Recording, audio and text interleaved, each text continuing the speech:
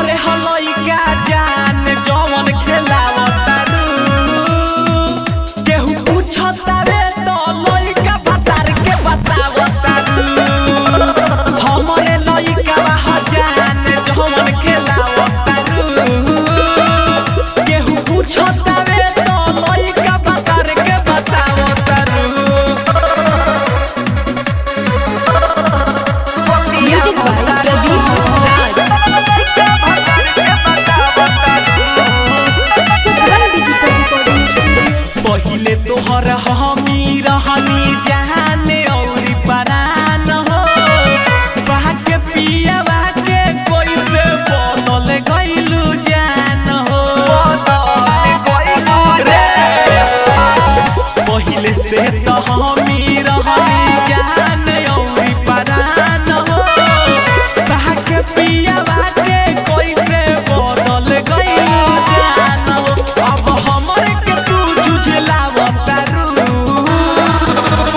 हमरे हलई का जवन तू खेलावतारू केहू पूछतावे तो लइका बतार के बतावतारू हमरे लइका बा जान जवन सुतावतारू केहू पूछतावे तो लइका बतार के बतावतारू। Music by Pradeep Raj. Sabrang digital recording studio. प्यार कहलू इमरान से शादी कोई और से ओही बेर के हवे घूमी आइल रहू इंदौर से